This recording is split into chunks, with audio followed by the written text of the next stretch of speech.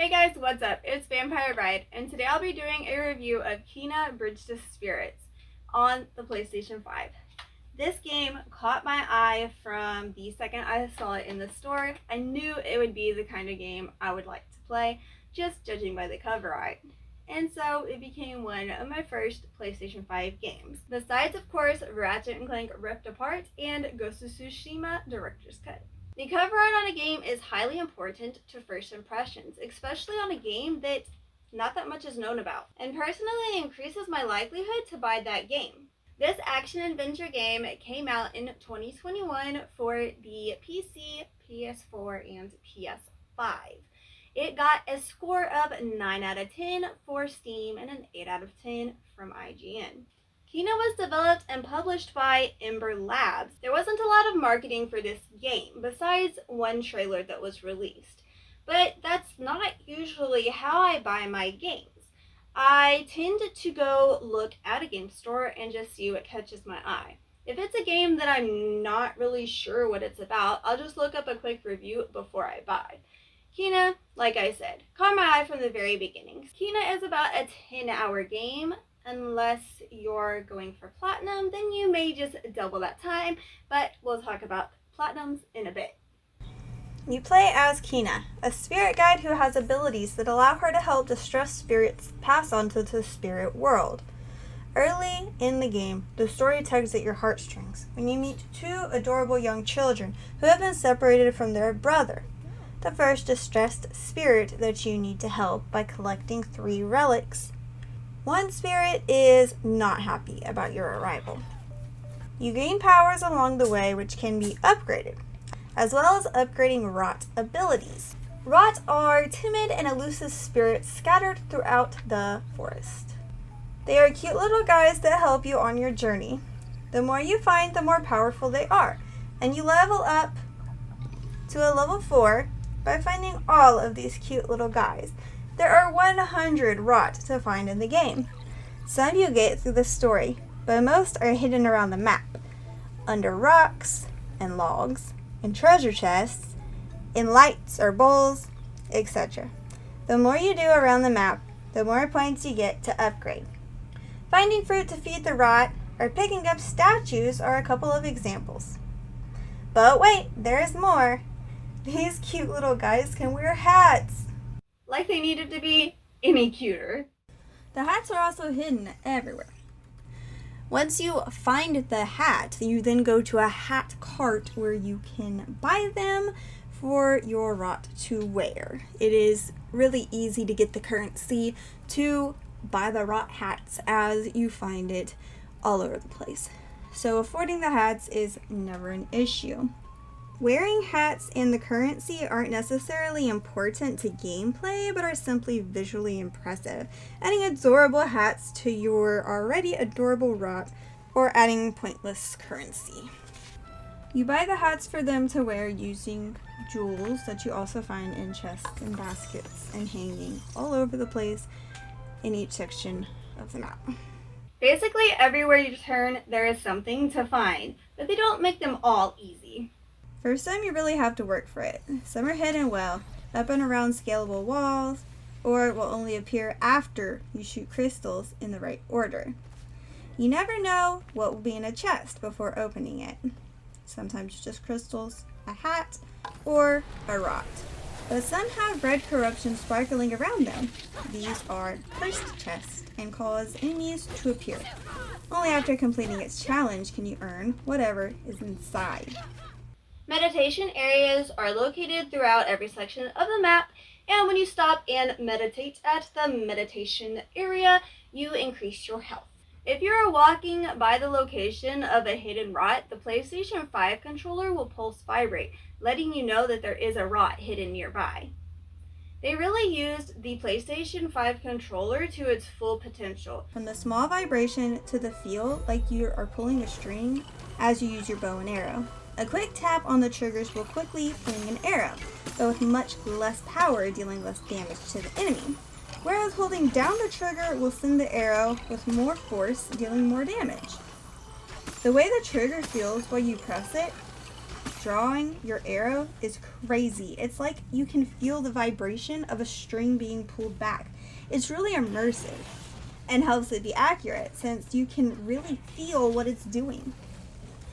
Every once in a while you'll draw an arrow back and it won't fling, but I think it might be just my timing letting go of one of the triggers just a hair too soon. Rot aid in battle. The higher the courage meter, the higher the likelihood the rot help. You have to clean the carnage in each area and fight a boss to progress from each section.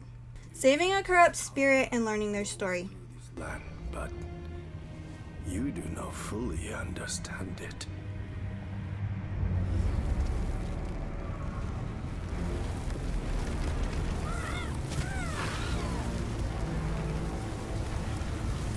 Death and corruption are all that remain here. This land can be healed, but you cannot stay here, Spirit. You must move on. You are the one who does not belong. I will never abandon my people.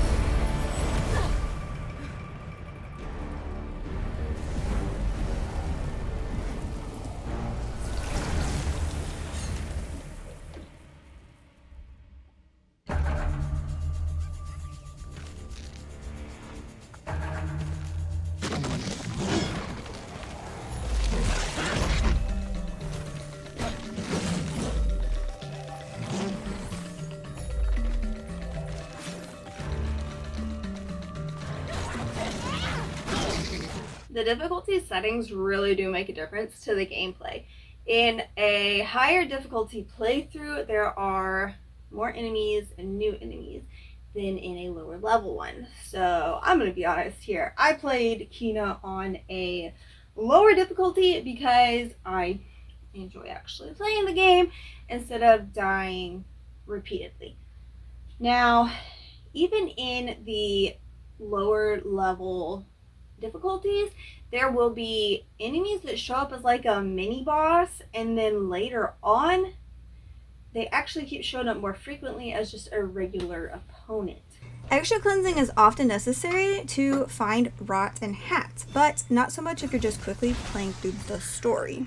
I fell in love with this game almost immediately, even when I didn't know much about it. You just cannot beat these beautifully detailed visuals. Kina is simple in all the best ways. The combat progresses well, keeping it interesting. The game is never boring. And there's just not enough good to be said about this game. This game has very balanced gameplay between the puzzles, platforming, combat, and open world gameplay. Nothing is ever dwelt on for too long, keeping the flow going. This game auto-saves often, so you don't have to worry too much about dying and getting sent far back in the game. Also, the load times for this game are very quick. Kina flows nicely. There was never really a slow spot. Never once did I really want to put the game down because it was getting boring or just hoping that the game was coming close to an end. I was intrigued the whole way through. There is stunning attention to detail, from the textures to the lighting, from the sunlight rays to the darker spots like in the caves. Standing out on the mountaintop, looking over everything in this open world, you can really see the extent of detail that was put into this game. It reminds me of a Tomb Raider or Uncharted-esque game based off of the exploration, the climbing, and the bow and arrow use. It's not a super innovative game, with the combat being fairly standard. There's the heavy attack, the regular attack, the parry, dodge, a bow and arrow, a bomb, and upgrades. The only thing really different is the use of the rot to attack the enemies or stop them from coming by clearing the area. But it does all of these well-known things very well. The animation of each character is amazing, between facial expression and heart tugging, as it gives you feeling for each unique character. There are many shorter cutscenes throughout that really continue to amaze, all throughout every section of the game. There is just so much good that can be said about this game. Going for the platinum in this game is definitely worth it. there are a few combat trophies, which none are too difficult. There are trophies that you get just from progressing in the game, and then trophies for finding things. The hats, the cursed chest, all the rot, and the meditation spots. The only one that's super tricky is playing through the game on hard, which is currently where I'm stuck. That is the one trophy I have left before getting the platinum. I have done everything else, found all the rot, all the meditation spots, all the cursed treasure chest, the hats needed, everything. But I haven't got through on the highest difficulty playthrough yet.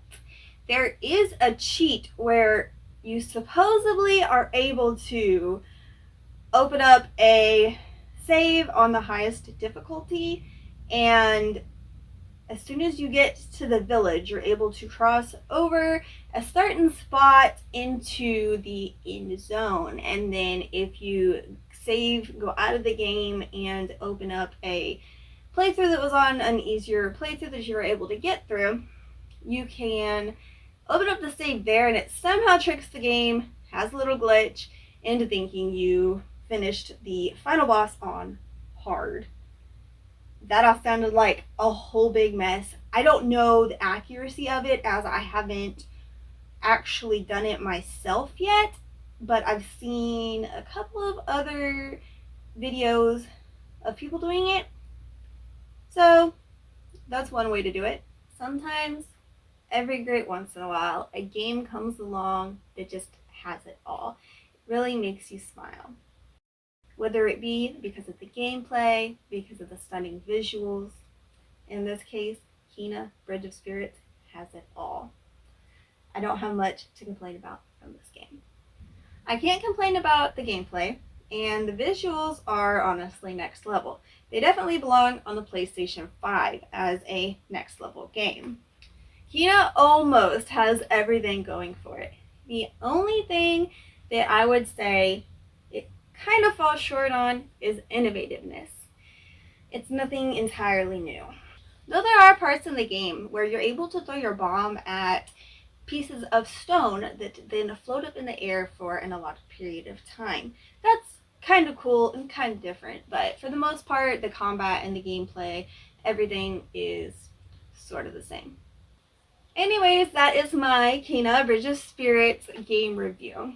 I hope you enjoyed this video, and I highly recommend picking up this game. Thank you guys for watching. Hit that like button, and of course, subscribe for more videos to come.